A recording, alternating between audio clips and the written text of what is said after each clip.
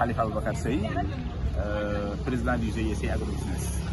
Effectivement, on avait un contrat de partenariat local avec la GIZ. Il s'agissait d'une subvention qu'ils avaient attribuée à l'organisation GIC Agrobusiness pour accompagner 3 périmètres maraîchers, les 2 dans la commune de Tambacounda et l'autre dans la commune de Makolibantan. Alors,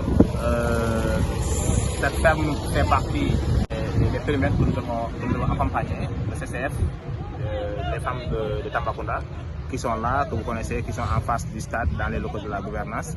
Nous avons accompagné à mieux dérouler les activités de revenus. Voilà, ces femmes avaient un problème d'eau, parce qu'après il y avait un projet qui avait installé le site. Et après que ce projet s'est retiré, elles avaient un problème d'exode d'eau. Donc elles avaient un système de pompage électrique et elles payaient trop cher avec l'électricité. Quand on est venu, elles ont fait part de le problème. En partenariat avec ce projet, la GIZ, on les a accompagnés à installer un système solaire, pompe solaire, panneau solaire, la pompe TPS 1800, une pompe qui est très performante et qui s'adapte bien à la localité. Et hormis ça aussi, on les a accompagnés à avoir des semences, on les a dotés des semences, des engrais bio, parce qu'elles font du bio, donc, et du matériel d'exploitation. Et aussi à Tambacounda aussi il fait chaud, on a jugé nécessaire de les octroyer des plants pour reboiser. Ça va permettre de créer un microclimat, mais ça va permettre d'avoir d'autres sources de revenus avec les fruits qu'elles vont commercialiser. Mais il y a une augmentation très significative parce qu'auparavant elles ne parvenaient pas à emblaver toute la superficie, faute d'eau, mais actuellement elles parviennent à emblaver toute la superficie. Ouais, donc ce qui veut dire que donc leur production va augmenter, les revenus vont augmenter, voilà, et c'est vraiment important pour nous.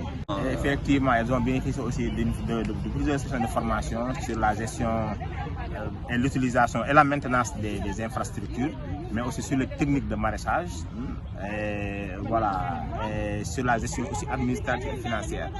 Hormis la lutte contre le chômage, la lutte contre la pauvreté, il y a aussi la lutte contre l'exode rural, la lutte contre aussi l'immigration, parce que aussi on sait maintenant que les femmes, il y a beaucoup de femmes même qui tentent l'immigration, et ces femmes ne se plaignent pas, elles sont bien ici, donc elles ont développé, on a ensemble développé un système qui leur permet d'avoir en fait quelque chose.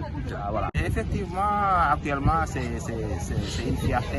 La GIZ, à chaque fois qu'ils passent ici, ils sont contents parce qu'ils savent qu'ils n'ont pas jeté l'argent par la fenêtre.